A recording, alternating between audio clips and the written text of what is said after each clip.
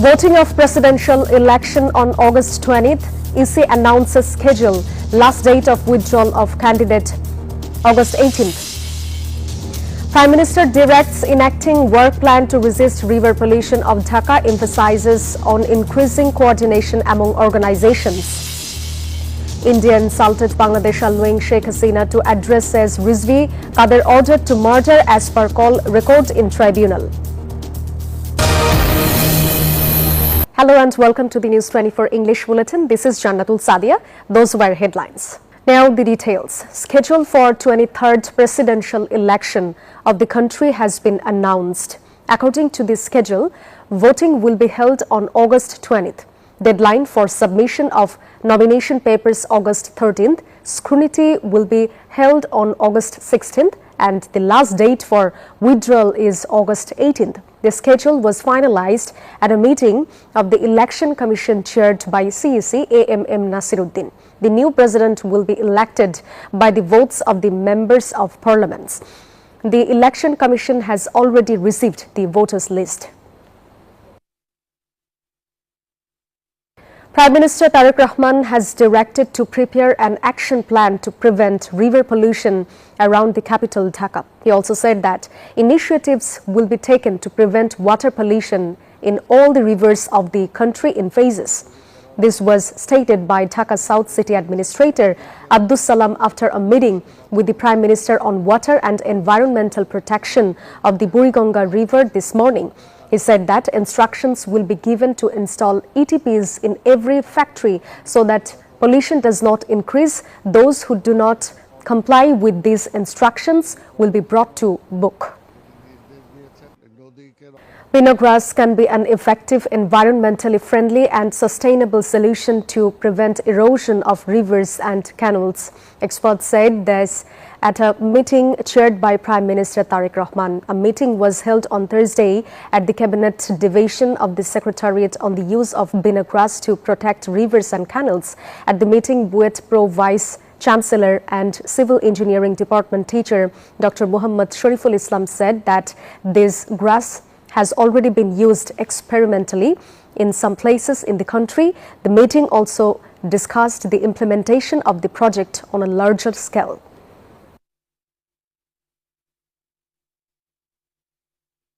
Prime Minister Tariq Rahman will officially inaugurate the second phase of the Family Card program in Larifabad, Kishorganj on August 16th. This was announced by Social Welfare Minister Dr. A.Z.M. Zahid Hossain. He gave the information after the meeting of the Family Card Committee at the Secretariat on Thursday. The minister said that the collection of information from all over the country for the family card will be completed within 6 weeks. He said that 4,020,000 family cards will be issued across the country by 2027. He said that 1,06,000,000 families will be brought under the Family Card program in phases within 4 years.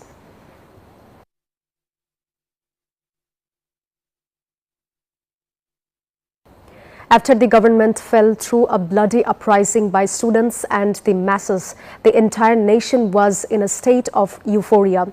Then who or what would take over the state in the coming days was the question on the minds of the people. In such a situation, the announcement came that the interim government would run the state.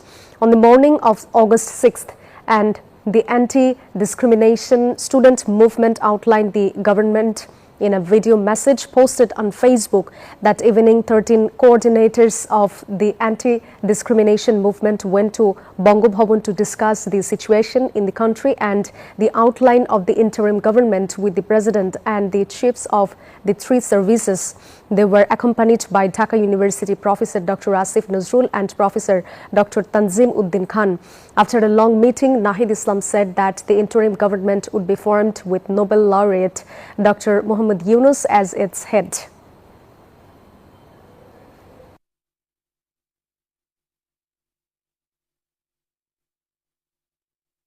The July Genocide Memorial Museum has officially started its journey to keep the history of the July uprising, the memory of the martyrs, and the bloody chapter of the dictatorship alive for future generations. The museum was opened to the public from 11 a.m. on Thursday, yesterday, Prime Minister Tariq Rahman officially inaugurated the museum which was built by converting the former Ganobhavan, houses various artifacts and photographs of the student and public movements. It is known that the time for visitors to enter the museum has been divided into several slots. Initially, a maximum of 900 visitors will be allowed to enter the main building of the museum every day.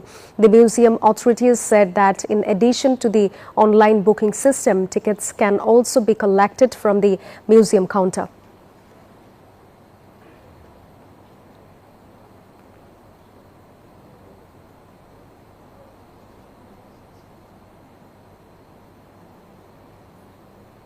India has insulted the July martyrs and the sovereignty of Bangladesh by giving the fascist Sheikh Hasina a chance to speak, said BNP senior Joint Secretary General and Prime Minister's political advisor Ruhul Kabir Rizvi. He said Sheikh Hasina's press conference was organized as planned by Indian policymakers on Thursday morning on the occasion of the 31st founding anniversary of DAB. Ruhul Kabir Rizvi paid tribute to the martyrs at the grave of President Ziaur Rahman and Begum Khalida Zia. Later, he participated in a discussion organized at the National Press Club to mark the second anniversary of the July uprising. Obaidul Qadir directly instructed the president of the banned Chhatra League to beat up the July protesters. On the second day of the presentation of arguments, the record of that phone conversation was submitted. The prosecutor of the tribunal said that by attacking the students, an attempt was made to take the movement to another stream. Saddam Hussein, citing the police, said that the police had forbidden confrontation. However, the instruction was implemented on July 15. The protesters were attacked at Dhaka University.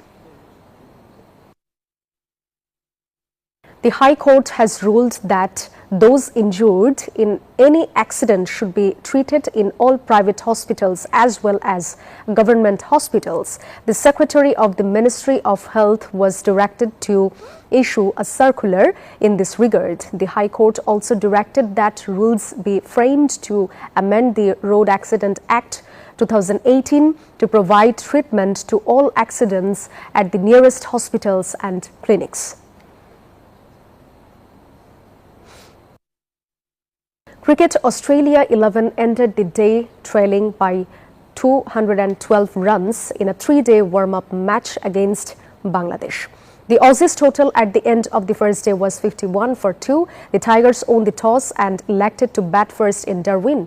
However, Bangladesh's batting was put under pressure from the start by the controlled bowling of the Australian bowlers Tanzid Hassan Tamim, Sadman Islam. Mominul could not do justice to the name. However, Mehdi Miraj played an unbeaten innings of 109 runs from 141 balls. Bangladesh were all out for 263 runs in 76 overs. In reply, Aussie openers Campbell and Sam Constance were out for 0 and 1 run respectively.